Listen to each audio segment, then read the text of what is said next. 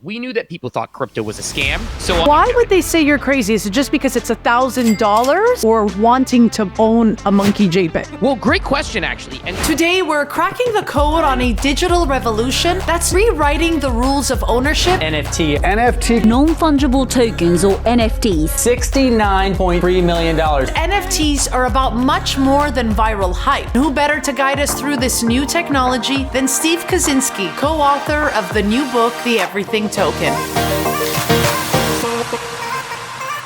Steve, thank you so much for being here. Thanks for having me. Really excited to finally do this. We've hung out in person. We spoke on a panel together at VCon, and now we're here.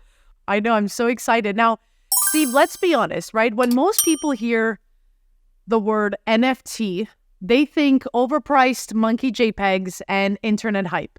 But your book, right, explodes that myth and is actually claiming that NFTs are much more than that. So to start, tell us what's the real deal behind these digital tokens.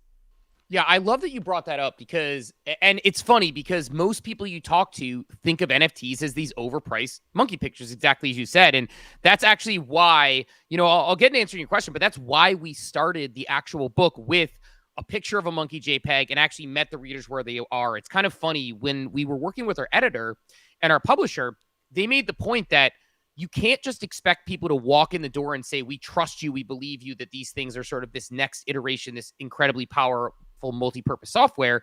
You need to explain it to them from where they are. So we start off with the premise of how ridiculous it sounds that, Yuga Labs, a company that their primary product at the time was monkey pictures, got a $450 million fundraising round at a multi-billion-dollar valuation. And, the goal is we bring the reader along from that into explaining all the concepts of sort of blockchain, Web3, NFTs, because, the way we see it, it is a very powerful general purpose technology that essentially gives the idea of digital property rights. To use an example that I've used many times, but I think it's really great, the Adam Hollander example, who's a finance friend of mine, he always says, imagine you go to a museum and you see a beautiful painting on the wall.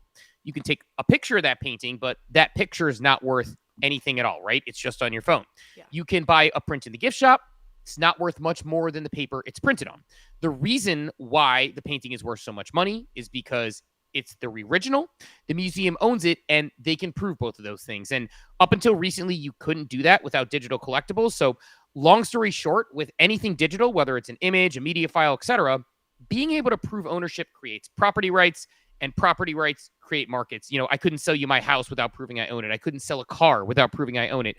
Being able to prove you own a digital collectible is interesting. And then, as I'm sure we'll talk plenty about, you can then program on top of it because it's software. So instead of just being a piece of paper, a ticket, etc., it's actually something that you can program in perpetuity because it's a digital item. So we basically explain how this works for businesses, how this works for consumers, and why the blockchain is incredibly powerful and sort of the next iteration of the internet. I love, too, the title, the Everything Token. Why did you go with this title? Well, it's not only the title. The Everything Token, how NFTs and Web3 will transform the way we buy, sell, and create. But why did you call it the Everything Token? Is it really everything? Yeah, well, that's a really good question that, not a lot of people have asked us. And the truth is, we went through days, weeks, months of title brainstorming. Like, hey, we need to think of a title. I listened to an episode of Tim Ferriss that had James Clear on it, who wrote Atomic Habits, about like, how do you title a book? What does that look like? And it's funny, like, as we were talking to our publisher, incredibly smart, we were lucky to work with Penguin Publishing, one of the world's premier business publishers. And our publisher has published all these great books. Our editor has edited all these great books.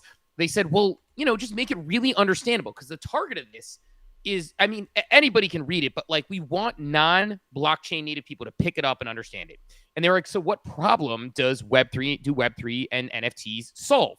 And we kept coming up and we're like, well, it solves loyalty, and it solves ticketing, and it solves digital ownership, and it solves, titles, and it solves credentials. We kept going down these lists of like multi-billion-dollar industries in music and entertainment and this. And we're like, it kind of is a new solution for everything. And we sat there and we're like, well, what about that? Like, what about the Everything Token?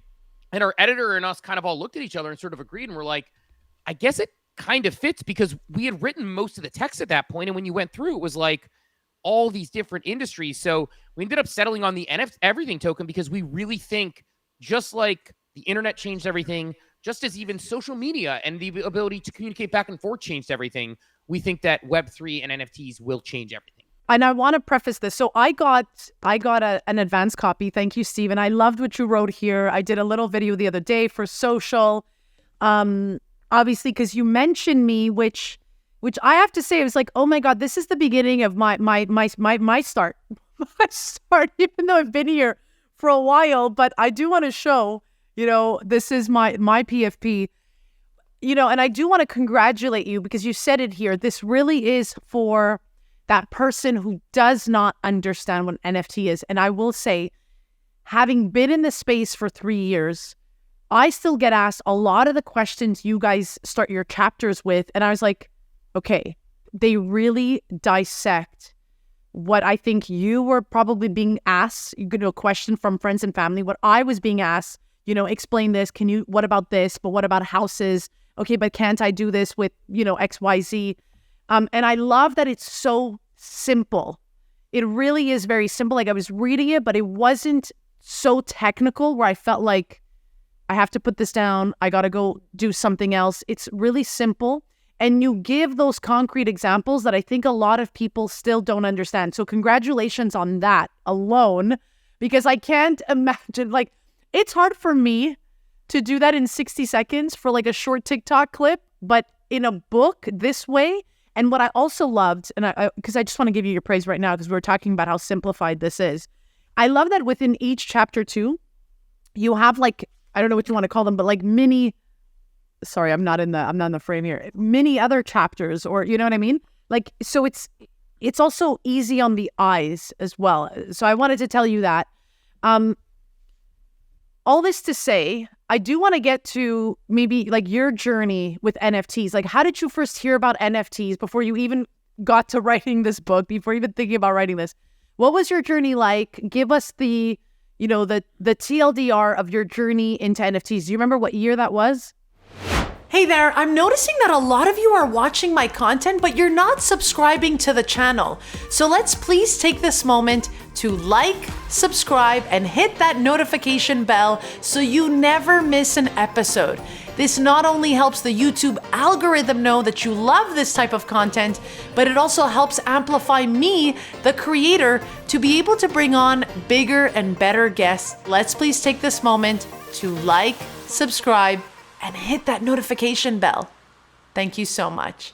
I do. First of all, thanks for the kind words, and we could definitely dig into that. But my journey into NFTs really was, I've always been a tech savvy guy. So I've always been really into tech. I've always been early to tech. And I've actually always been told by a lot of people that I'm not, that I'm wrong when I'm early to tech, right? Wrong when I was early to the internet, wrong when I was early to social media. And then of course these crypto, even that. And of course these things suss out over time, and you end up realizing, wait a minute, because it's not I'm smarter than everybody else or anything, because I have this hyper interest in this very niche area, it has helped me sort of see around the corner a little more when it came to tech, right? If you asked me the next thing coming with cars, I couldn't tell you, right? But I could tell you in general tech, or, it's just an industry I've had interest in. And so in sort of late 2020, early 2021, I discovered NBA Top Shot. It's a similar story to a lot of people. I'm into sports. It was a collectible, and it takes one glance at my dad's baseball card collection to know that the apple doesn't fall far from the tree, and I like to collect things, and, if anybody's watching, on the video and sees the background of my, house here that I have, very clear, I'm a collector. And so, NBA Top Shot resonated with me. The first item moment I collected, a Jarrett Allen block. He's my brother's favorite player, and I was like, hey, that's pretty fun.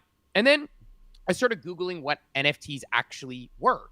And what I realized pretty quickly was that, this is built on the blockchain, something I've been really excited about for years. In fact, in 2018, I used to whiteboard for my team at the time at Progressive, where I was working, why I thought Ethereum was a really cool technology, because you could build businesses on top of Bitcoin, is how I explained it to them. It's a very simplified explanation, but I would explain these smart contract concepts. Well, now NFTs were effectively, and while Top Shot's on the Flow blockchain, NFTs were effectively a business built on the Ethereum blockchain through smart contracts. And once I read that, I got really interested and something clicked.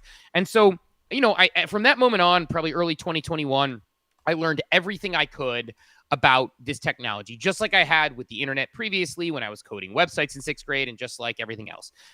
Soon enough, within 9 months, I co-authored the first Harvard Business Review article about NFTs with Scott, who I co-authored this book with. And that was in September of 2021. And it's sort of been off to the races since. My whole theory on it was I'm always early to technology. I never do anything about it. I've been in the workforce for about 15 years at this point. And I thought to myself, you know what? At 38, let's start a whole new career, try this entrepreneurship thing, 2 kids, dog, wife, see what happens.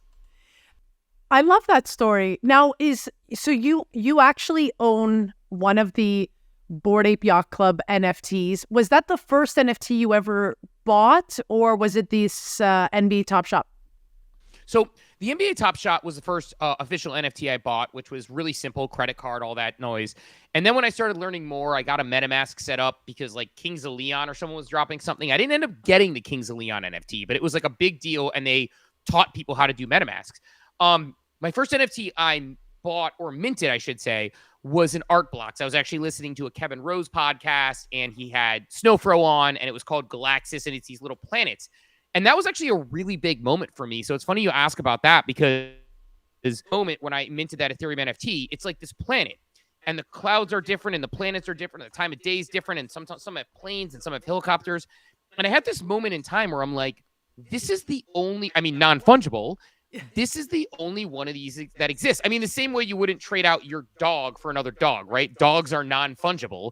This Galaxis planet was completely non-fungible. It was mine. Nobody had anything like it. There would never be another one that existed in the world like it. So got really excited. That was the first one I bought. Minted a VFriend actually before I had a Bored Ape Yacht Club as well. And then ended up buying a Bored Ape Yacht Club around that 0.3 Ethereum floor price, which imagine explaining to your friends and family in May of 2021, you bought a digital monkey picture for $1,000. It seemed crazy, but it's played out pretty well.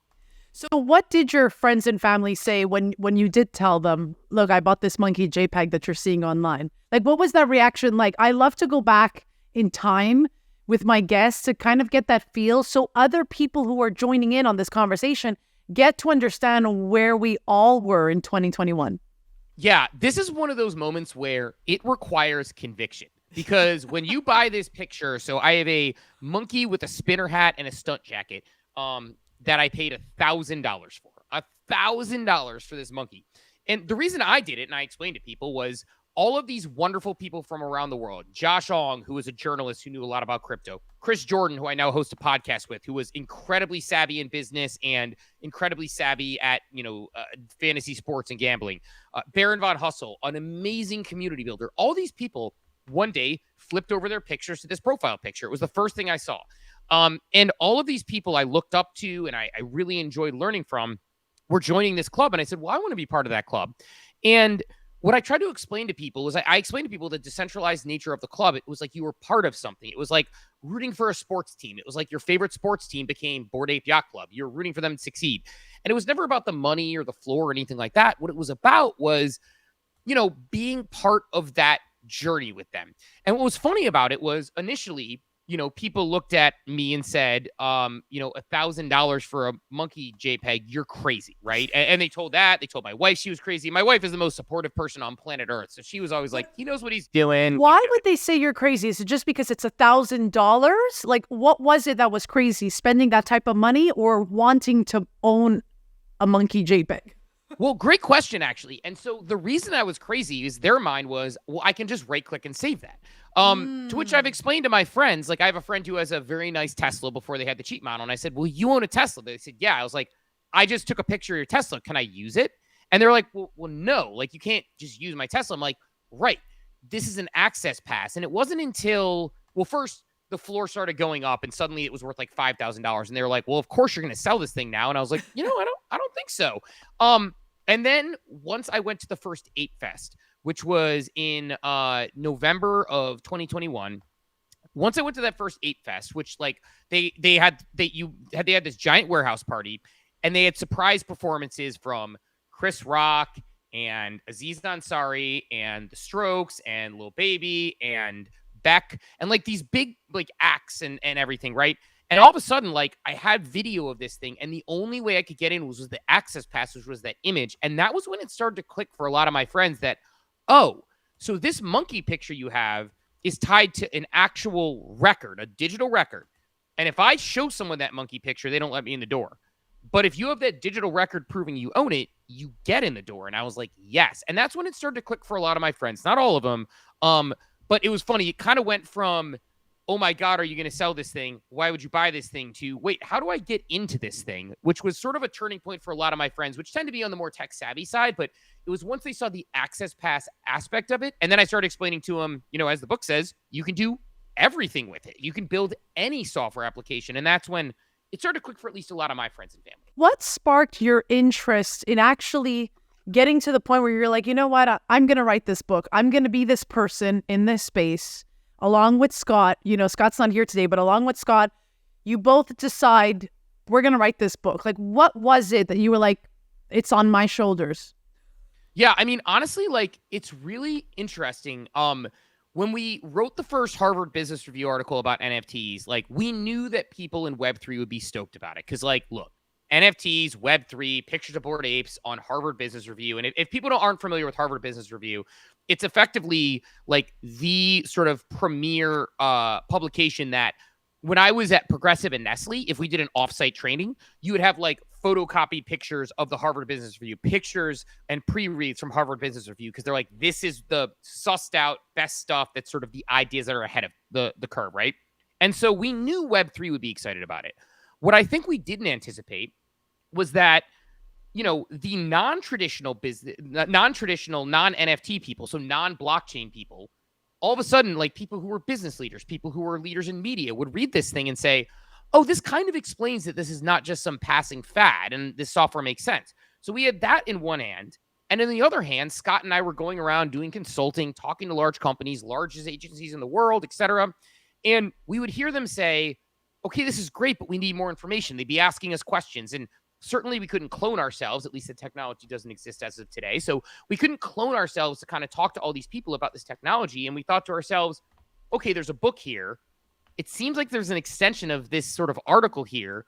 We're starting to gain interest. And so for us, we're like, okay, we could play this small part in moving this technology a little bit forward and being able to give people something they can hand to their friends and family. And that's why it was so critical. You made that point earlier that you don't have to be crypto native. You don't even have to know what Bitcoin is to understand this book, the bite-sized nature of it. We went through iterations of different types of books that we read to say, like, okay, we want it to be really bite-sized and easy. And our editor had no background in Web3 or NFTs because we wanted to make sure it was clear and understandable. And so we kind of took it as like almost a calling to say, people responded to the HBR article. When we do consulting, people start to come around and say, okay, this stuff makes a little more sense.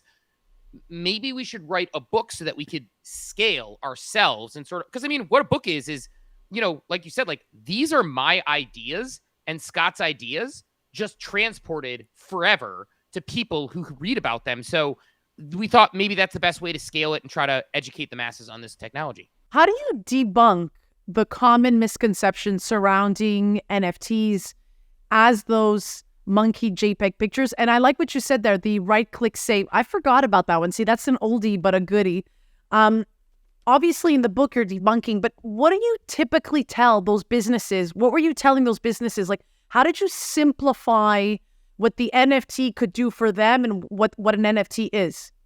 Well, I mean, for starters, like I always love that Hollander explanation I did earlier. So that's usually what I kick through the door with. But then there's a couple things. Like one, you'll see in the book early on, like one of the things that our competitive advantage we had from this consulting we were doing is we knew what the hits were. We knew that people thought crypto was a scam. So on page 9, there is a title that says, but wait, aren't NFTs tied to cryptocurrency? And isn't cryptocurrency a big scam? We know that people say, well, there's no such thing as infallible proof of digital ownership. Infallible doesn't exist. An IT guy, a programmatic guy. So we address this is how it works and this is how it makes it provably digital. But the way we would do it early on and the way we try to do it in the book as well is I always want to give a range of examples to meet people where they are. So if I'm talking to a company that maybe does access pass or ticketing of some sort, well, then I'm going to talk about the ticketing example and how NFTs efficiently help you not have ticket scams, how they can make it provably ownable, how tickets can then turn into community building and gamified. A local bar could say everybody who went to a game can get 15% off a drink here if you went to the game because you can prove you own your ticket. So it might be that. Or I might use a music example for a friend who likes entertainment. For people who run great loyalty programs, I can use Starbucks Odyssey as an example, where they use blockchain to do a next generation loyalty program. Even insurance companies. I mean, if someone has a digital identity and insurance companies work across big data, the fact that they could potentially look into someone's digital identity and understand more about them, well, they could more efficiently price them from an insurance perspective. So in any industry, you can sort of meet them where you are, because the truth is, once people start like opening their eyes up to the fact that, yes, there was an over financialization. Yes, there obviously are scams just like any early industry, but it is a better software solution for your business. You can sort of explain to anybody where it would apply to their business, why it's a better solution. And that's sort of how I tended to get businesses there, is I would think about them specifically, like if you're Nestle, if you're Progressive, if you're Starbucks, like how do you explain it to them in the context of their business? Because at the end of the day, it's all about that famous radio station, WIIFM. What's in it for me? I love that. So what's the core value proposition of NFTs that you explain to people? Because, I try to explain to my friends, well, you know what? I think, someone like Taylor Swift could benefit from having NFTs. And what I always hear is, well, what's in it for them? Or like, why? Like, what do they care? They're on Instagram, they're on Facebook. What do they care about their customers and what they're doing? What's your response to that? Because I'm like, well, what do you mean? Everyone should care about where their customers are coming from. But, how do you answer that? Yeah, I mean, I think there's a couple things. I think one, the idea that digital ownership creates an aligned incentive structure. So if I own a Taylor Swift NFT and Taylor Swift adds value to that NFT, then that NFT becomes worth more. Like if she gives access pass, backstage access, or free merchandise or discounted merchandise, or even the opportunity to buy limited things, the opportunity to win a Taylor Swift guitar pick from her, concert, a guitar from her concert. By owning these NFTs, it raises the value. Well, every time that's sold, she makes a royalty in perpetuity. So for her, it's sort of worth her while and rewarding her best fans. So it's sort of this aligned incentive structure where the fan wins and the sort of artist wins. But the other thing is, like, right now, can Drake tell you who his top fans are? Probably not, right? But in a world with digital collectibles, you could at least identify the wallet with the most supportive fans in the world. For anybody, Mr. Beast, could he tell you who his top fans are? Probably not. But in a world with NFTs, he could probably look in and say who owns the most or the highest, who's the most actively engaged, and sort of tie it to that account. So I think that active ability to reward your sort of collectors, reward your community, while also rewarding yourself and getting better data. I think that's important for any business or any person. So to me, like, that one's sort of this no-brainer that companies can apply it. But I just think the flexibility of the technology, which is, a whole nother, ball of wax, but the flexibility of the technology, it's sort of like, one of the examples I love is when you look at sort of the early to mid 90s internet. It was clunky, it was dial-up, it was hard to use, and the technology improved, and now everybody can use it. I think a lot of people look at NFTs and the technology and the difficulty of it now and say, why would anybody use this when I have these easier solutions? But of course, the technology curve is always going to improve, and those opportunities are going to increase for businesses as time goes on. It's so interesting because, the more we're speaking here, the more we're talking, and it's true that you mentioned this in the book a lot, and I think that's why I appreciate it so much, is we're talking about the tech. Can you maybe give us a few examples of what this technology is? Because you're right. I think a lot of people, they just look at the image like, okay, access pass, so what? But it goes beyond that, right? It's like the blockchain technology, the technology behind it. So why don't you give us like a few pointers as to how this technology is actually the future and not the internet of the 90s? Yeah, well, just simple consumer advantages. So I'll give a few examples at a high level. Healthcare is one of my favorite, most boring examples, right? Where anybody who changes healthcare providers, at least in the United States, it is a pain. You have to fill out a bunch of forms, you have to get your data. Sometimes the hospital systems don't talk to each other. Well, in a world where it all exists on blockchain, obviously privatized for personal information, but a blockchain, you simply sign a couple buttons on your phone and the information transfers over. They can then access more big data through that. And that big data can potentially give you to detect things earlier and to understand more of what's going on there. But beyond that, like you talk about the consumer advantage, right now people swab their mouths, they send it to 23andMe, and 23andMe charges you an arm and a leg, and then they on the back end sell your data, right, to other companies. Well, imagine a world where it's on the blockchain blockchain where, and there are companies working this, you swab your mouth, your information is in a privatized blockchain, and you can actually press a button to opt into studies that simply and monetize your own health data. You can monetize your own advertising data, right? So that's an example of like a consumer industry that people have. Applying for jobs, right? I mean, right now, how can you verify? Someone just put something on LinkedIn and it's there. But imagine where work credentials are on the blockchain, where, you started a company, it's in the blockchain. So infallible proof that you work there. And when your end date goes, it just automatically is in there right as your last day because they just close off the access on the blockchain. And when you apply for a job, you press a button and it auto-populates on one system, right? It's ease of use, it's work data. But that may sound great in the United States as a convenience. Imagine that in a country that's a developing world country where you have a teaching degree that is verified on the blockchain and you go to another country because maybe there's unrest. Well, in a world of blockchain, you can bring your money digitally, so you don't have to just get all the physical items you can. You can bring your degrees and your information and your education, so you don't start over when you get there. You simply use the blockchain to use its borderless nature to then communicate and go there. So, that's a more, example that I think we take for granted in developed worlds where we have currency that is consistently valuable. We have, the ability to prove things through those records, but it doesn't exist like that everywhere. So that's a high level.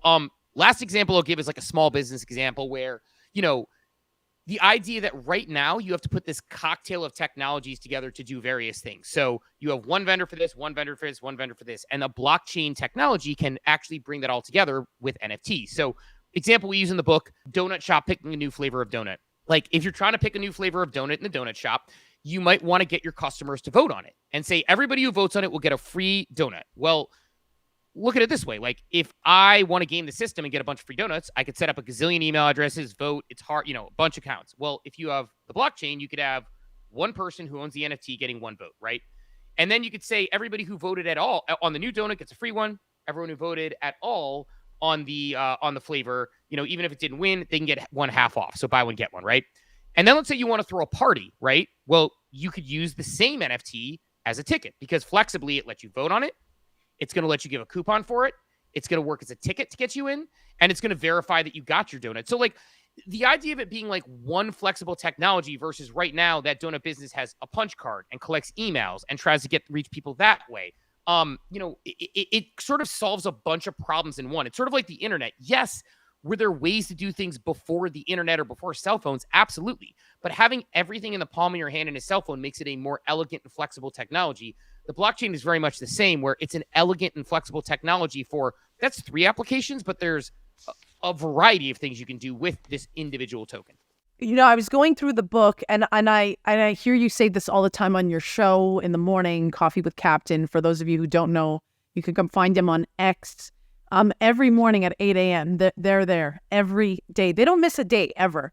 But I wanted you to also touch on this, and I love that you keep mentioning this, that you don't even think that the term NFT is going to be around in the next 5-10 years, just like you always mention MP3. So why don't you talk to us about that? Because I know for a lot of people, just the term itself, NFT, first of all, bans me on TikTok, but blocks people from even wanting to start learning about it because they heard the word, they're like, no, this is not good, and then they move on. Talk to us about how you think this word may not exist in the next, decade.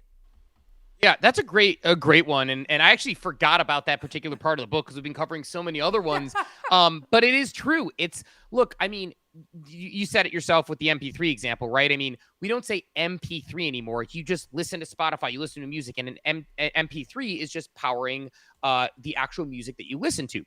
A similar analogy would be when you go to a football game or a basketball game, you don't say, wait, let me go grab my QR code. You say, let me grab my ticket. The QR code is the technology that powers the ticket to make it work. Very much the same, I think, with NFTs, right? When you have a digital sort of skin in, say, Roblox, for example, right now it's obviously not on the blockchain, but when my kids buy a particular skin in Roblox or they buy a skin in Fortnite, they don't say, oh my God, that's going to be an NFT when they get it. They're just going to say, oh, I got the John Wick skin, or I got the Spider-Man skin, right? The Ninja Turtle skin. that's the way they're going to look at it. It's just going to happen to be an NFT. And I think a lot of people like get caught up on that word because it does have some baggage attached to it. Absolutely. But I think ultimately long term, people will just say, even in the NFT world, oh, you have a Bored Ape, you have a Doodle, you have a VFriend. They're not going to be like, oh, it's an NFT. They're just going to know that it's a part of a powerful global community. I love that you mention your kids, because I have a lot of friends who have young kids, and the number one thing they tell me is, I don't want this technology for my kids. I don't want my kids to live in the metaverse. I don't want this. I don't want that. What I always hear from you and your stories is that your kids are already pretty much in it. Whether we want them to be or not, they're pretty much online and they know how things work, dare I say, even before we do, right? Like, it's just so intuitive for them. So talk to us, tell us about, basically my question is, what would you tell these parents who, are very fearful of the internet, the metaverse, all this new technology? What would you tell them? Like, I tell my parents all the time, like, well, look at you. You used to tell me don't put your credit card online. Now they're all shopping on Amazon, right? So what would you tell parents who are fearful for, this new technology?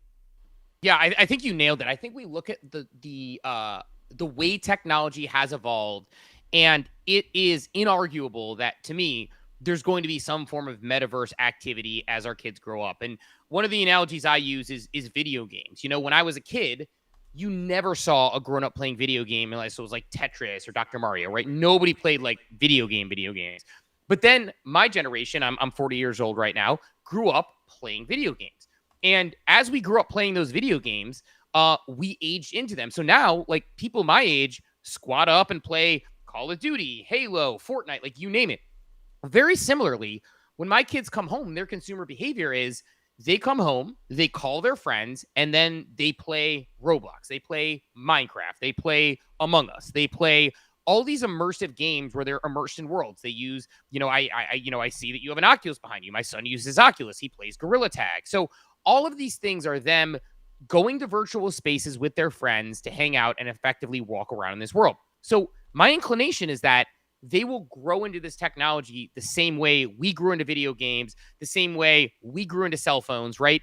Like, I remember trying to convince my parents to use a cell phone. They're like, well, we have a perfectly good house phone. And then they realized pretty quickly it's so much more than that. And so they became, now addicted to their cell phones, right? Just like everybody else. They're sort of in on this technology. So I think for a lot of people, it's understanding that there will be practical use cases for it. Your kids will age into it, both from and by the way, like, we don't just use sort of this idea of immersive worlds as a play situation. Like, we're talking right now on a video call, right? Like, this is, so it's not just going to be, they're going to need to know about it for both work.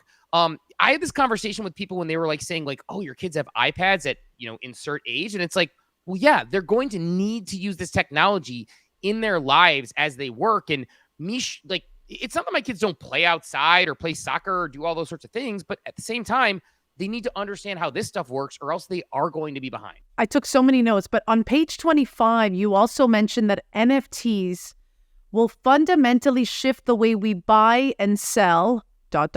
well, everything. So explain to us the buying and selling, because I think that's another aspect that people don't understand, that you can own the NFT and then you can sell it, and what that also implicates and what that means for, on a global scale. Yeah, so there's a lot of things here. So I think number one, there's the idea of how we just buy and sell and own, right? Because in the past, like, you buy a digital item, so like a Roblox skin or whatever, and I've seen it happen to my kids where Roblox has a glitch with the game. They lose that forever. But no longer is that the case with an NFT, which has immutable, provable ownership. In fact, you can then take that and eventually sell it down the line regardless, right? It shows that you own it.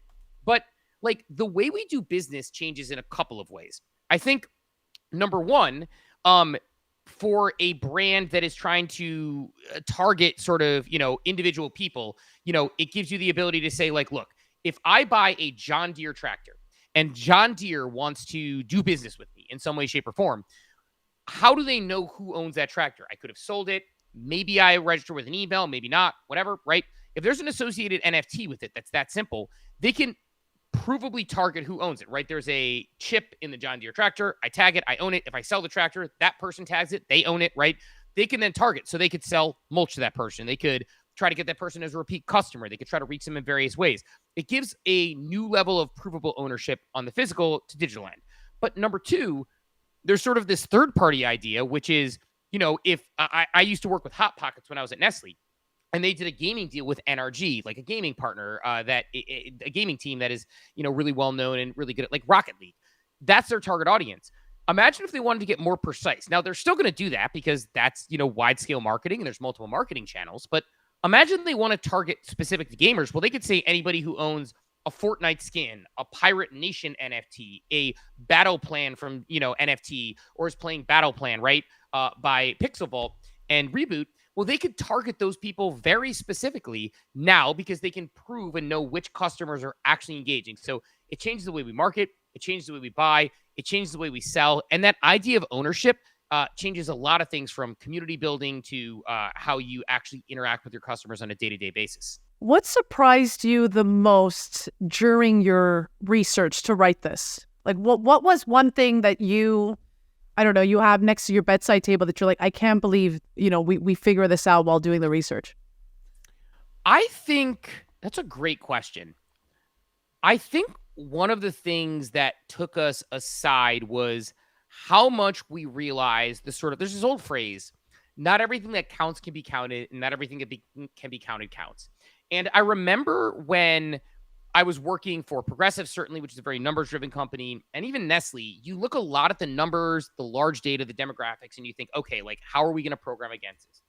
And one of the things that I think we learned increasingly as we were doing the research is there's something that's really hard to quantify about being part of a community and tying with your identity. So, one of the analogies I use is when people have this, digital identity, which, by the way, people already do, they just don't look at it this way. Like when your friend who is 50 years old, who's a huge Disney fan, posts a picture of themselves in front of the Disney castle and makes it their profile picture, that's no different than me making a profile picture of a Bored Ape or someone making a profile picture of a doodle.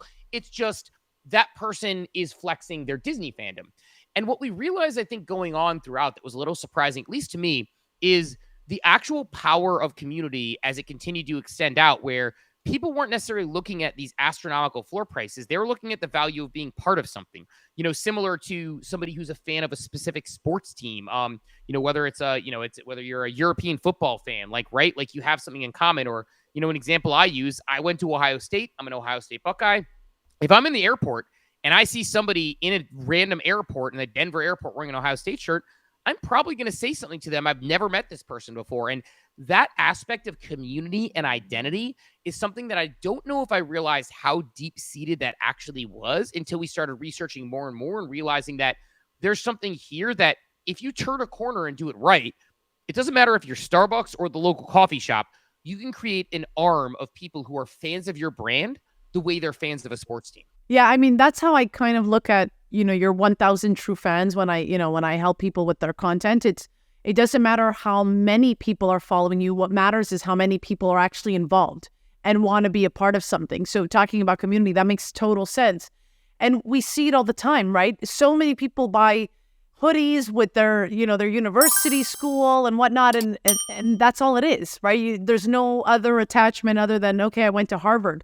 There's so many Canadians that wear Harvard sweaters. We never even went, right? So yeah, I like that, the whole concept of community. And I'm actually thinking it's going to become more and more, it's going to increase more and more. Like I always look at like Facebook groups, but the next evolution of that, because Facebook groups, back in the day when I was working in journalism, I joined so many Facebook groups to get contacts, right? Like let's say I was doing a story on moms and kids, and I would go into those mommy groups on Facebook. So yeah, that's interesting that you're mentioning community, because I think that we're at this point in our lives, right? Like community, people want to connect with more and more people that value or like the same things like they do. Yeah, and I think it's a really good point. And I think a couple things on that. One, there's layers to that, because to give an example of cars, like Jeep people love their Jeeps, right? They know other people with Jeeps. They love their Jeeps. Well, Jeep can do a couple things here, right? If Jeep has, again,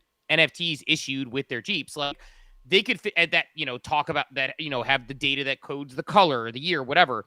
Well, you could have entire groups online spin off of people who never would have met each other otherwise, right? I've seen it with Starbucks Odyssey, where I'm the community lead, where there are people who, live on different sides of the country who have become great friends because they both love Starbucks. They joined the program and now they found each other. And so on one hand, you could have the company itself, Jeep, creating a central location and putting value back against these things. They're saying everyone with a Jeep NFT, do this, right? And then they can also have more powerful deals, right? Let's say Jeep people fit a certain socioeconomic status. I don't know that. I'm just like saying hypothetically. Well, then, Delta Airlines might say, well, anybody who has this Jeep NFT, just like a credit card, join our program and you'll get like a credit card type miles to beat on there because they want to market against those people. Well, then along the same way, like completely independent of Jeep, maybe all the owners of green Jeeps start the green Jeep club, and maybe the red Jeep club is rivals with the green Jeep club, and they can start a community that way. So there's sort of levels of the company itself bringing utility against these NFTs. There's something to, third parties doing it, and then the community themselves doing it. So, and to put a sort of like a bow on your point, I think, I read somewhere, particularly with males, and don't quote me on this because I don't remember the exact study, but something along the lines of like, look, there's depression and loneliness is as bad as very many physical illnesses because a lot of people, especially since COVID, they're remote, don't see and interact with friends as much. But with these digital spaces, just the same way you can program sort of you can choose, you used to be limited to like 4 channels on television. Not anymore. Now you can find whatever you want on Netflix, Amazon Prime, whatever. You can find whatever your tribe is anywhere, no matter how niche. And if they have a blockchain-based program, you can connect with them online, prove they're sort of the same fans with affinity, and find and spin up friends. All of my best friends now are people I've sparsely met in person because I've met them through digital spaces because of Web3. And I just see that growing with major brands, small brands, individual brands. And that's what excites me, is that human connectivity and that element of community that we'll continue to see grow. I want to go back to your Bored Ape. So your friends were, you were saying before, your friends were, when it reached $5,000, your friends were like, okay, so you're going to sell it, right? You've never sold it. Talk to us about that, because we both know a lot of people get into NFTs hoping to make a bag, hoping to sell for millions of dollars. What do your friends continue telling you now? Or any questions that your friends ask you now, like, bro, you should have sold this? Or, like what's going on in their minds now? 2-3 years later, you still hold this NFT.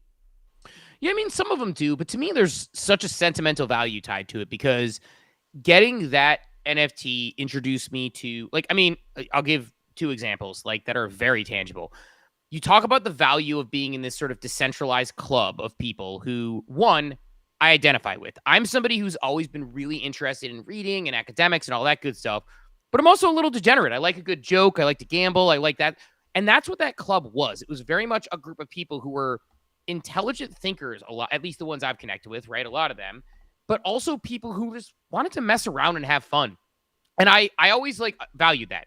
And through that, I was able to meet my buddy Joe Rourke, Bunshu Bets on Twitter, who ended up founding a company which brought Starbucks to NFTs. And guess what? I'm the community lead at Starbucks. Had I never had my Bored Ape, never would have made that connection, never would have co-founded DGen Network, my media company, never would have started my shows, never would have worked with Starbucks.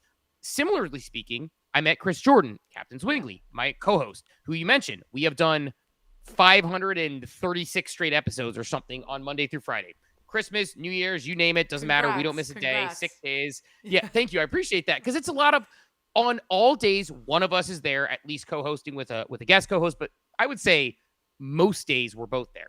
I would say like 99%. Even on the days where you're like, I'm at the airport, I'm like, Steve, take a break. I'm like, I'm listening. I'm like, take a break. But no, good for you. I've like it's great. Consistency. We all know that's the key to this. So congrats. No, I appreciate that. And it's really interesting how that happens too, because we just like kept going. And at some point we realized we're like, we haven't missed a show yet. I'm like, now we're competitive people. We're like, we're not going to miss a show. Yes. So we've been doing it that long, and like vacations, like I remember my family kind of sleeps in. We were at Disney. You could hear the monorail zipping over my head as I walked back and forth around Magic Kingdom, waiting for my family to wake up. And, and like, again, like, don't get me wrong. Like we'll have shorter episodes. Sometimes we have to miss one where one of us does, but point being, like, we've been consistent, but Chris, who I share a lot of ethos with and a lot of sort of crossover with from a personality perspective, I'm always on the same page as him.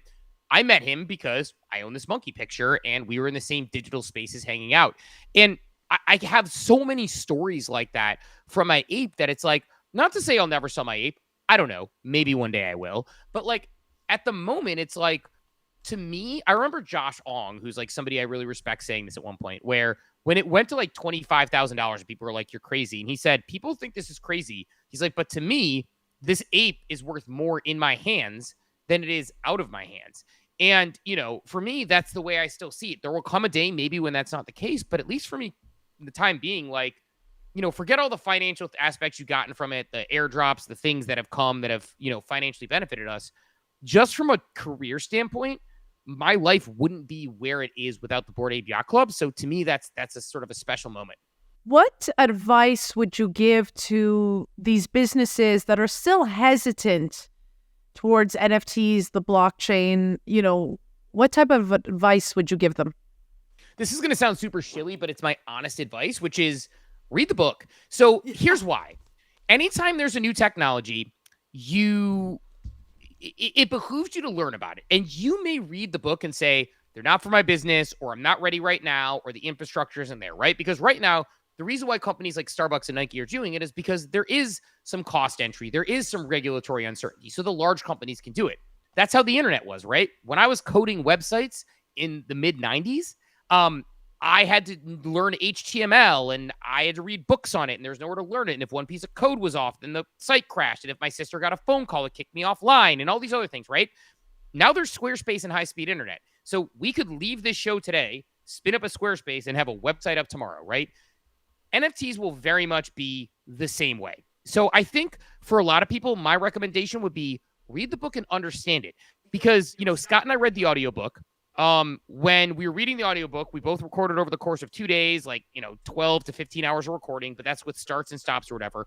So really, if you commit yourself to 20 hours of time, roughly, or less, you could probably read this book, and then you'll have an educated ability to make a decision on what you think about this tech. And again, maybe you still don't like it, or maybe you say you want to learn more about it, but at least my recommendation is always get educated, because, you know, I used an example recently where, you know, Blockbuster is the classic example, right? Blockbuster didn't acquire Netflix for a relatively small cost of $50 million. Now, this is when they're pulling in $5 billion in revenue, right? And they made the decision not to acquire them because they said, quote, the .com hysteria is completely overblown. That's from the Blockbuster CEO. In 2000, they didn't make that offer. By 2010, Blockbuster filed for bankruptcy. Yep. So it's, you know, the whole idea that technology doesn't care about your feelings. So learn about it so you understand it, because you don't want to be Blockbuster when streaming video takes off. You know, that's how I felt too. Like, as a video creator for a long time, I almost felt like I was trying to convince people, like, you should be on video. You should have someone who represents you as the face of your company. You should go online and talk about things. You know what I mean? Like, I felt like I was convincing people until, like, Instagram, TikTok came around. We're like, we're going to do reels. We're going to do videos. And I was like, but this, I've been talking about this, you know? So I agree with you. It's almost like we're here telling you get ahead of the curve. So when the curve comes, you're already in it. You're already involved, because there are so many businesses today that are starting to open up a Facebook page, that are starting to think about video. And I would even, you know, I would argue they're 10 years behind. They're late. This is the next thing, right? I have another question here. What advice would you give to someone who is curious about NFTs, but really unsure where to start? Yes, read this book, but what else can people do? That's another, you know, a recurring theme I find within these interviews is that learning about this takes time. Not everyone has this sort of time because they're busy with their 9-to-5s, they're busy with their kids, yada, yada. Everyone's busy, right? This takes time. And I like to also, you know, I would also like to argue that we went to school, but the learning doesn't stop when you leave school. It's important to continue learning. But Steve, what advice would you give to those who want more information? Where can they go? What other resources, or, you know, what helped you start? I always say, like, come on Twitter, but, you know, it's hard. Not everyone understands or knows where to go. So what advice would you give? I would say understand yourself to know what type of media content you like to consume and find people through those channels, right? You do short form digestible video, right? Like you will take this interview and you will cut it into individual bite-sized pieces. You will read something and you'll cut it in individual bite-sized pieces. You will take the news and you'll make it really easy to understand. So if that's what someone's into, they're going to go to you, right? If somebody likes long form conversation, I'll give you an example. There's a guy who goes by JBrush on Twitter, who's a friend of mine. Okay. JBrush found NFTs because he read my Harvard Business Review article and he said, okay, this guy's interesting. So then he followed me on Twitter. And then he saw some of the communities I was in. And then he got involved in those. And then he started attending my space. Now he's incredibly versed, more versed than me in some areas, because he found a person in me who he said, okay, I can relate to this guy. He followed me on Twitter. He liked the content he saw.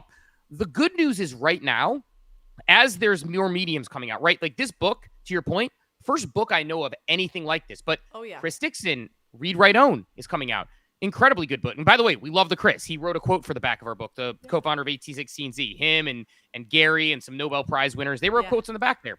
And so if you like to read books, there's Read, Write, Own. There's our book. If you like to listen to long form content, you can get on X and you can find some tremendous Twitter spaces. Now there are people like myself and Rug Radio and others who are doing long form Twitter content, the nifty portal folks, right? If you like short form video, you can get it. If you like reading news sites, there's places like Decrypt and Blockworks and some great ones. So to me, it's like, understand how you like to consume media, then just start finding the media sources that are reliable, that speak to you. And it's not going to be one size fits all for everybody. But I would always tell someone, it's the same as anything else. Like, right? You talk about people being behind. It's like there's going to be a lot of content creators who enter Web3 who see you and say, oh my God, you've got this great audience and this great video. And it's like, well, you started a couple years ago, right? And so the best time to start was 2 years ago. The next best time is right now. And that's what I always tell people. It's like, yes, like we have, 1,000, 2,000 people each morning, which is small in the grand scheme of things. 300,000 annual listeners is not like a mega number, but for a small niche space, it hopefully continues to grow. And so I've seen people say like, oh my God, I'm getting started. And like, there's only 12 people showing up. Well, there was only 12 people showing up for us in 2021, but we kept building. And so I think your point of like finding the content that you like to consume, and then you're going to naturally find really good people there. There's going to be bumps in the road. You're going to find people you like, you don't like, etc. And then just stay dedicated to it. You don't have to do it every night. You don't have to do it all the time, but just staying plugged in is so valuable if you have interest in this world. And whether it's a book, long form video, or anything, like you're going to be able to find content for it now because it's so much. When we came in, it was a dog eat dog out there. Now there's a ton of great content creators and reliable people you can find. Thank you so much, Steve, for being here. I do also want to, the one thing I noticed too at the end of this book is like, okay, there's a section for acknowledgements, and then there were the image credits and all the notes. I'm like, just seeing the notes, like I just want to show people like pages and pages of notes, because you guys really did this homework. You did the research. I'm looking really at this book like a Bible. Like even reading it, it was like, oh, these are my first 3 years of being in this space, but now someone's written it for me to remind me of what's going on.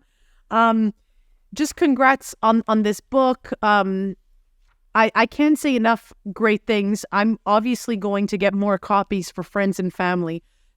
So instead of me having to explain it to them, I'm just going to give them a book to read. Steve, thank you so much for being here.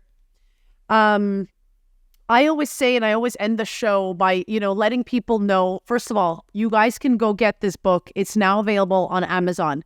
So you can go buy it on Amazon or any other bookstore, just Google the Everything Token. You should find it. And I always say, Steve is never going to DM you.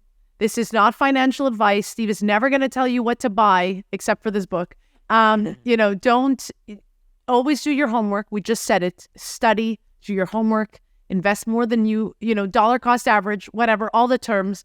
But I always want to, tell my audience, nor Steve or I, we're not going to DM you. So make sure that you only click the links that I'm providing down below. I'm going to link the book. I'm going to link your show. Steve does so much incredible stuff, but today I did want to talk about the book and NFTs. We'll get you back on, to talk about DGen and whatnot. But I will just provide all the reliable links down below. And Steve, any last words, for the audience? Oh, I mean, thank you for having me. What I would say is that if you're not crypto native, it's not a big, scary world. The book will help get you there on that.